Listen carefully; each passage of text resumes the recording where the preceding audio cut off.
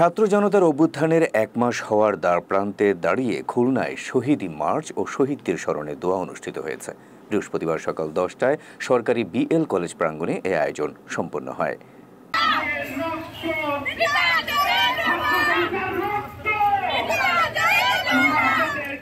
এ উপলক্ষে শিক্ষার্থীদের অংশগ্রহণে শহীদী মার্চটি নগরের বিভিন্ন সড়ক প্রদক্ষিণ করে।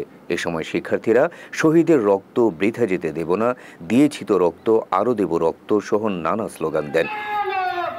করেছি নির্মাণ আমাদের সংগ্রামী জীবন, মুক্তি মিছিলে তৃপ্তি পাই, জীবনের বিনিময় হলেও অধিকার করব আদায়, সে বিষয়েও আমাদের নজর রাখতে হবে।